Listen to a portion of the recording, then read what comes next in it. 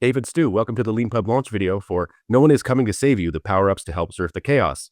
I was just looking forward to talking to you a little bit about yourselves and about your book and what it's about and who it's for. So, Stu, why don't you go first and tell us a little bit about yourself?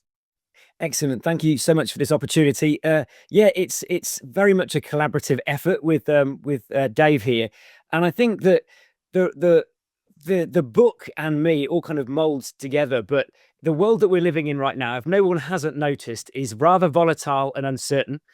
There's a lot of fear of these things called robots and AI taking over the world and taking over jobs. And I think one thing that me and Dave sort of wanted to blend together was just the things that make us human and the things that have helped us in our professional and personal lives. So going back to your question of who am I? I'm Stuart Young. I live here in the UK. I'm an educator. I'm my background's in illustration, and I use this as an enabler for communication. And there are a lot of other things that I like to do to kind of spark joy. And yeah, I love this thing called Agile, if anyone's heard of it, and something that's in the core of this book, which is human emotional intelligence. I'll stop there for now. Yeah, thanks very much for that. And Dave, what about you? My name is Dave Prior. I live in Austin, Texas. I am a refugee of the music business who stumbled into project management and found that with my slightly dysfunctional upbringing, I had found the perfect career path for me and a way to put my powers to use, and was dragged kicking and screaming into agility. I didn't want anything to do with it. And I teach it. I teach project management. I teach agile stuff, and mostly because my experience of making that journey from the traditional way of managing work to agile was just awful. It sucked, and I wanted to suck less for other people than it did for me. And along with that, I have this tendency to constantly try to find ways to improve how I'm doing the things I'm doing. So it's sort of looking at myself from a systems thinking standpoint. How can I optimize myself to be more available to other people, to be of service to other people, to show up the way that I want to show up? Everything that's due when I put in this book is sort of centered around that idea of how can we be of the best possible service to other people by, you put your own oxygen mask on first, then you give it to the person next to you. So what can we do to prepare ourselves? What practices can we employ to be there when we need to be there? And that's really what it's all about. It's a really great and really fun book. And just before we go into a couple of the details, how did you two meet? Dave, why don't Prison. Oh, Well, that is and if you've read the book, you'll know the sort of the premise of this, that we're both educators. So we're both sort of trainers among many other things. So we've been in the world of agile, and I think that's where our paths crossed.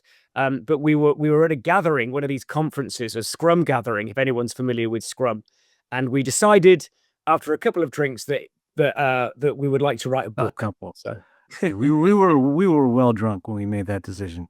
But we've known each other as trainers for a while. Like, I remember taking a drawing class with Stu a while back, and he was like, "It's so easy," and I was like, "This is not easy. I can't make these things."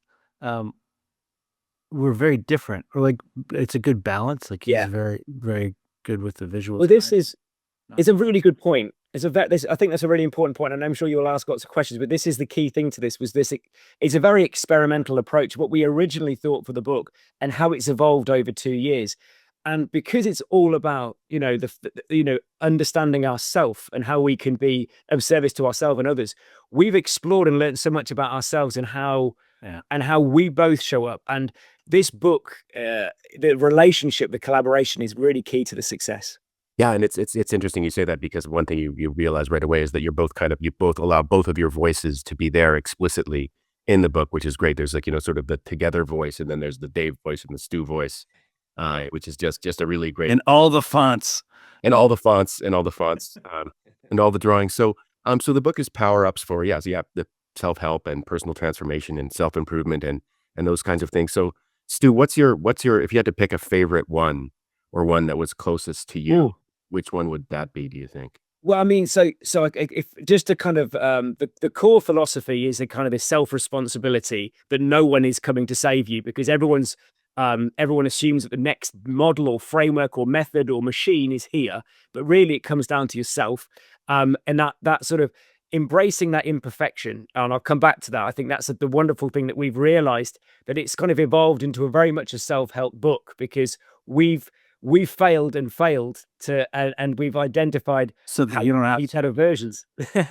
And human skills is over that AI, and then that and continuous improvement. So the foundation is emotional intelligence. And if anyone's familiar with the work of popularized by Daniel Goleman around self-awareness and self-reflection and regulation and social awareness, that's at the core. And then we have these power-ups. And it would be wrong of me not to say that obviously my favorite is visual thinking, because you know, I'm a design graduate. I use visualization as an enabler for communication when I work within social care, working with adults with learning disabilities. And that was the most fundamental 10 years of my life. And I knew nothing about being what I would go on to become, a business analyst and project manager and this thing called Agile. And I remember a friend tapping me on the shoulder and saying, "You can do this stuff corporately." And I was like, why would anyone want that on a wall? And now I realize that the synthesis, the learning that you get, it really does help in that business space. And so I think that's, you know, the core thing. But it's a really good point, because me and Dave have got different power skills that we apply, and we're either good at them or bad at them. And that's why the book has hacks, so that we can sort of, everyone's on their own journey. And there's a really nice way to blend these power-ups like storytelling and visual thinking. Yeah, it's great. Every chapter has hacks and application and deeper dive kind of thing, or most of them do, which is a really good. I love the repeatable structure applied to the different ideas, which is a really great way to sort of let people kind of, you know, go through it and be sort of know it's going to be, they're going to be learning something new, but in a familiar structure. And you talk about structure as well, and how important that can be for communication and things like that. Dave, what's your favorite power up from? personal Kanban, just because it's Oh, the yeah. one that's had the deepest impact on me. I think, so that's from Jim Benson and Tony Ann DiMaria, and it, at a very, very basic level, you're visualizing your work and limiting your work and process. You know, you can take all the stuff that's trapped in your head and put it on a wall or on a screen, and then you can start to work with it. You take it out of your head, put it somewhere else, and then you can engage with it. So the way I think about it is, if you can't see your work, you can't understand it. If you can't understand it, you can't fix it. And the reason that it's in this book, I mean, it is an established process or a way of getting things done. But what it's turned into for me is something a lot more introspective. And it all sparked with this other person who went through a program that Jim and Tony Ann taught, that I went through, where she said she has a note on her board that says, "Dear Kanban, how are you lying to me?" So thinking about, you have all these cards on the wall of the stuff you're supposed to do, and you're having a conversation with it, that changed everything for me. So when I think about the work that I have to do, I'm actually having like a dialogue with it. I mean, in my head, obviously, but you know, what's not up here that should be here? What am I pretending is important that isn't important? What am I not paying attention to that I should? What is the thing that's been sitting here so long that is stressing me out, and I'm just avoiding it and not doing it? And once I actually do it, once I change the cat litter, the weekend's going to be so much better. Um, that it teaches you about yourself. It teaches you what motivates you, what holds you back, and how, for me, what I have to do to be able to show up. Like if Stu and I have a call at 10 o'clock on Saturday morning, there's certain things I have to do so that I can be there and really, really be there. And so that's where it's become so powerful for me. It's like beyond the basic system into something that is more of a systems thinking, kind of self-focused approach to work. You guys talk entertainingly a little bit about the title in one of your videos. He says it wrong though. About it. Yeah, that's so I wanted to, I just before we go, I wanted to talk about that. So no one is coming to save you is so it's a title one can say one or two different ways. There's, let's say, a more ominous, You have to hear it in Liam Neeson's voice from Taken. right. No one is coming to save you. I mean, Yeah. everybody walks around like they're a victim. Oh, they're making me do this, they're making me that. They're not. You're choosing. You show up. And the only way anything's going to get better for any of us is if we stop and figure it out and take steps to make it better. Nobody's going to give you a prize because you tried hard. You've got to find a way to dig in And and make it happen. we've been our vulnerable selves in the book, and we've learned, and we've been very transparent and open about that. And we like, as I say, the foundation is very much about that emotional intelligence and that self-awareness and that self-discovery. And we share parts of our life, you know, and how we've learned more, whether it be therapy. We're not expecting everyone to go for therapy, but it's something we've both done and it's helped us. And the things that we've learned. And so, for example, I'm very open about being clinically diagnosed with ADHD through the creation of the book and the learning, the pain, but also the learning in the ways in which you can engage and make use of those superpowers, but also know when you need support from others. And I think all of that webbed together is kind of why that title that I apparently can't say in a Liam Neeson You voice. just don't. You're too happy. You have to say it like no one is coming to save you.